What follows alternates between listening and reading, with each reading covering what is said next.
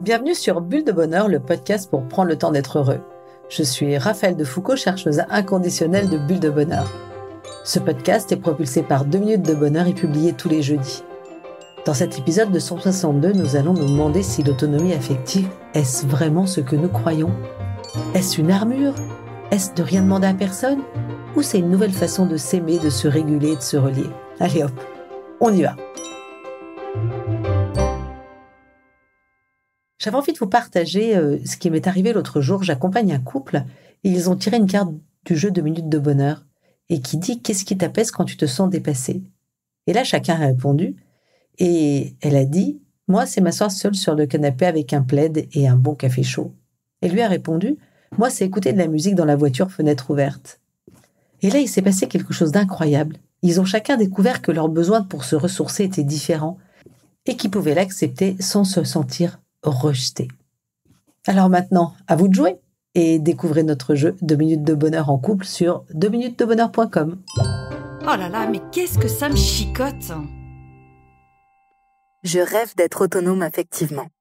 Ça voudrait dire être toujours plus forte, toujours stable, toujours en maîtrise. Ne plus dépendre de personne, ne plus rien attendre. Et surtout, ne plus jamais souffrir. J'ai beau essayer, rien à faire, je n'y arrive pas. Je suis vite impatiente avec mon fils qui fait tout à 2 à l'heure, exaspérée par moi-même qui ne sait pas dire non à ma bosse, et en colère contre mon chum qui se la coule douce à la maison pendant que je trime. Et là, ça me chicote. Pourquoi n'ai-je aucun pouvoir sur ce que je ressens ? Pour commencer, j'aimerais distinguer l'indépendance, qui est le fait de ne rien demander à personne, et l'autonomie affective, qui est tout autre chose. Être autonome, ce n'est pas ne jamais avoir besoin des autres. C'est être capable de reconnaître ses besoins, de les exprimer, d'y répondre, parfois seul, parfois avec l'aide de quelqu'un qui nous est cher, ou parfois avec l'aide d'un professionnel. C'est aussi pouvoir réguler ses émotions sans les nier, sans les fuir, sans les faire porter à l'autre. Et ça, c'est toute une affaire. L'autonomie affective se construit petit à petit au fil de nos prises de conscience et des expériences de sécurité que nous pouvons nous offrir. En d'autres mots, cette autonomie affective, c'est écouter et assumer notre vécu intérieur, savoir le sublimer même quand nous sommes confrontés à des épreuves ou à des difficultés. Et cette autonomie peut nous accompagner vers un apaisement et un épanouissement dont nous rêvons tous. Et alors, qu'en est-il pour vous ? Pour bien comprendre ce qui se joue vraiment en nous, nous avons besoin de descendre un peu plus bas que les mots, plonger dans notre corps. Et là, vous allez découvrir un acteur essentiel, notre système nerveux autonome, ou le SNA pour les intimes. Et c'est sous cet angle-là que nous allons aborder justement cette autonomie affective. Ce qui est fascinant, c'est que ce système nerveux autonome fonctionne un peu comme un système d'alerte très sophistiqué, branché sur des millions de capteurs sensoriels dans le corps. Il analyse en permanence notre environnement, mais aussi ce qui se passe à l'intérieur de nous. Notre rythme cardiaque, notre tension musculaire, notre respiration, c'est ce qu'on appelle la neuroception. C'est une forme d'intelligence corporelle qui repère la sécurité ou le danger sans passer par la pensée. Autrement dit, nous pouvons nous sentir menacés sans avoir conscience de pourquoi. Et cette alerte peut se déclencher même s'il n'y a objectivement aucun danger. Ce n'est pas de l'irrationalité, c'est une mémoire corporelle souvent liée à des expériences passées. Prenons des exemples. J'ai été renversée par un petit camion bleu et dès que j'en vois un, j'ai le cœur qui bat la chamade. Et pourtant, je suis en sécurité. J'ai loupé l'avion un jour et depuis, dès que je me rends à l'aéroport, je suis stressée d'arriver en retard alors que j'ai 3 heures d'avance. Le système nerveux autonome est une sorte de chef d'orchestre invisible. Il fait circuler l'information dans tout le corps, vers les organes, les muscles et les glandes hormonales. Il est à l'œuvre tout le temps, sans que vous vous en rendiez compte. Et c'est assez fascinant, parce que 80% des informations circulent du corps vers le cerveau, alors que seulement 20% du cerveau au corps. En fait, notre corps parle beaucoup plus à notre tête que l'inverse. Et il le fait en permanence de façon automatique, naturelle et inconsciente.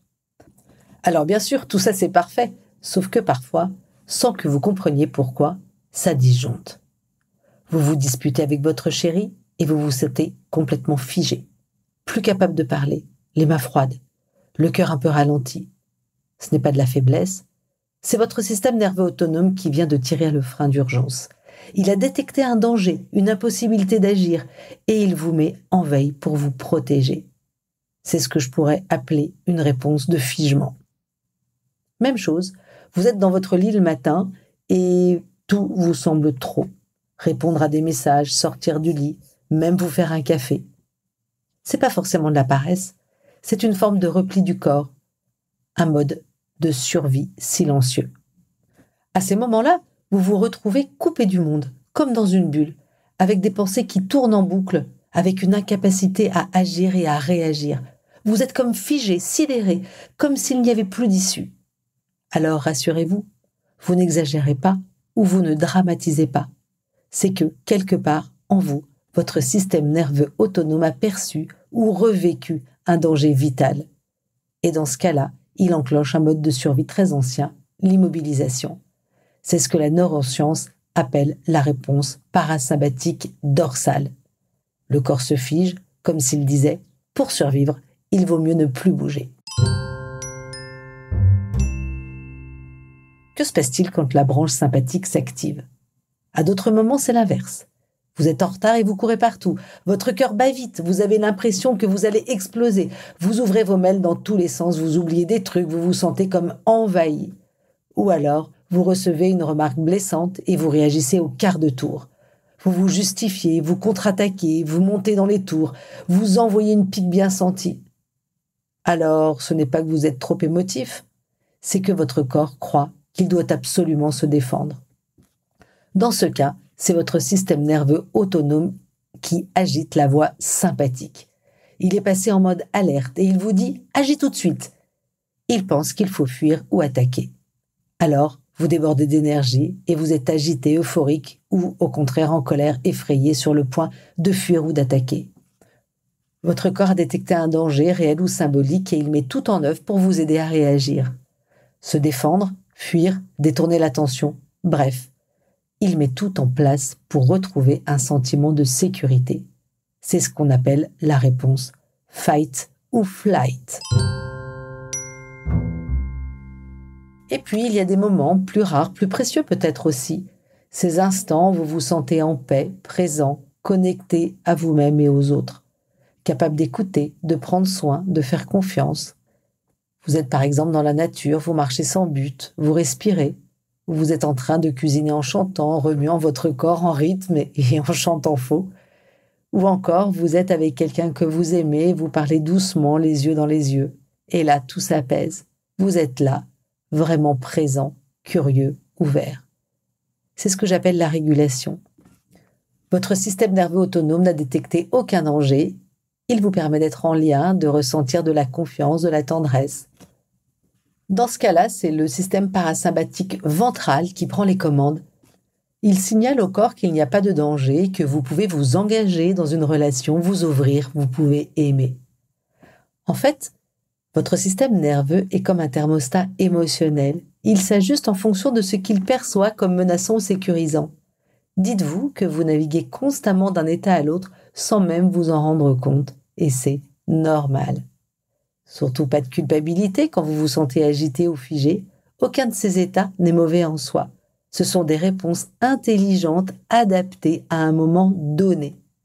Ce qui pose un problème, c'est quand votre système reste bloqué dans une réponse qui ne correspond plus à la réalité du présent. Quand le corps continue à réagir à un danger passé qui n'existe plus que dans la mémoire traumatique. Je reviens à mon exemple de camion bleu qui me tétanise dès que j'en vois un. Nous reviendrons plus tard sur ces mémoires traumatiques. Allez, je change de regard. C'est là que l'autonomie affective entre en jeu, pas comme un idéal à atteindre où vous ne dépendriez de personne, mais comme une capacité à écouter les messages de votre corps, à en prendre soin et à retrouver peu à peu une régulation plus fluide et plus ajustée. Comment faire pour apprendre à reconnaître dans quel état vous êtes, pour vous écouter avec douceur, pour vous offrir une sécurité intérieure sans l'attendre des autres? Alors voilà quelques idées. Première idée. Mieux vous connaître émotionnellement. Tout commence par là. Se connaître, se ressentir. Nous passons notre vie à avoir des émotions et pourtant, nous oublions bien souvent de les nommer.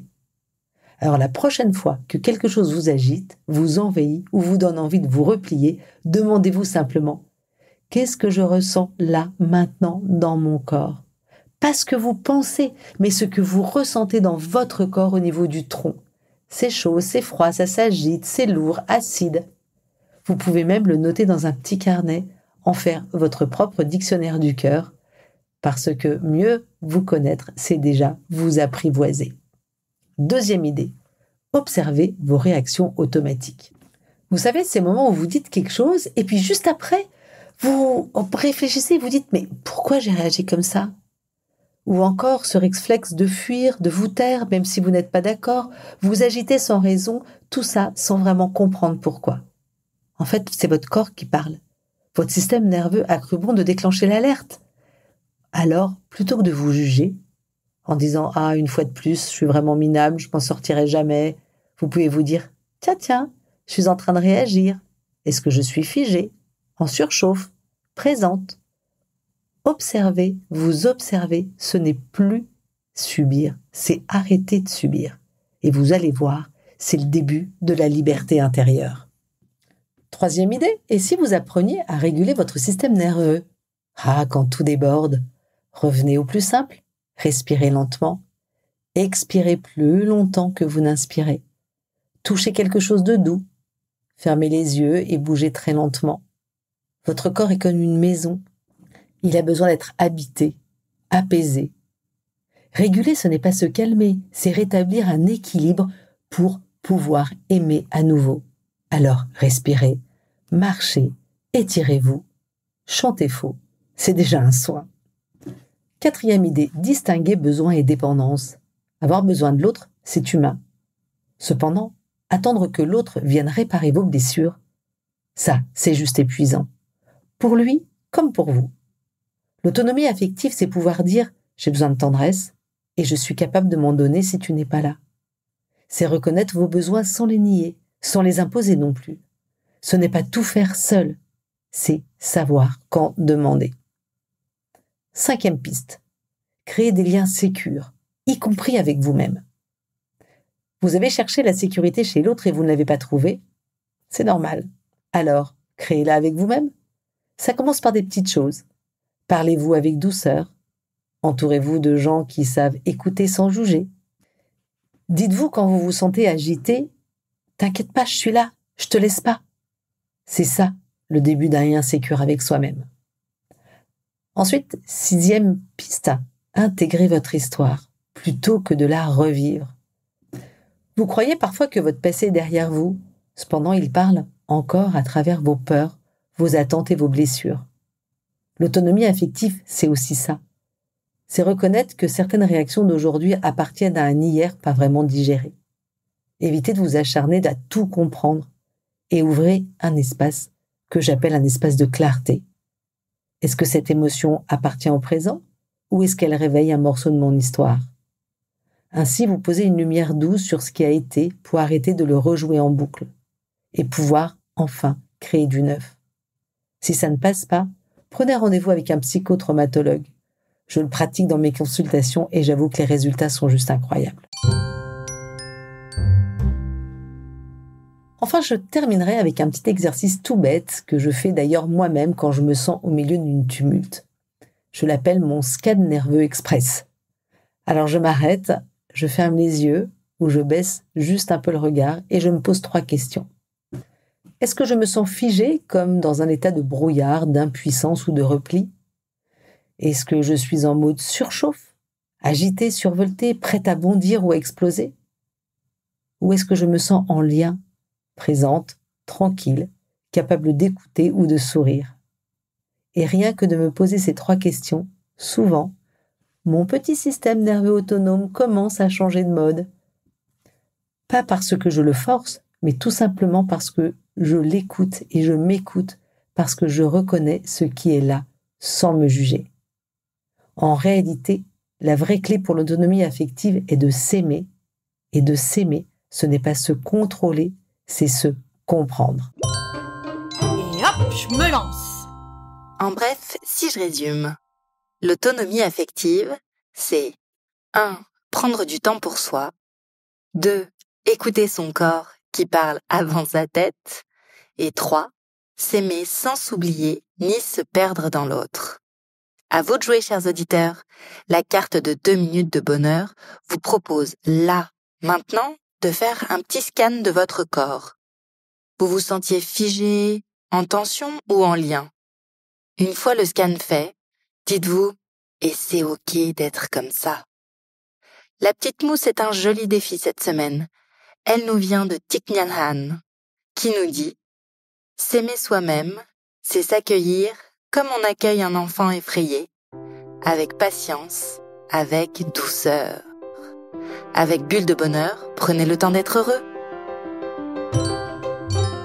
Merci pour votre écoute. Si vous avez aimé, dites-le nous avec 5 étoiles. Laissez vos commentaires et envoyez des bulles de bonheur à vos amis et partagez ce podcast. Inscrivez-vous à la newsletter en allant sur notre site 2 minutes de bonheur pour être notifié des prochains épisodes. C'est aussi très facile de nous trouver sur les réseaux sociaux, Facebook et Instagram. Il suffit de chercher 2 minutes de bonheur. Bulle de bonheur est propulsée par 2 minutes de bonheur, des outils pour créer du lien et prendre le temps d'être heureux.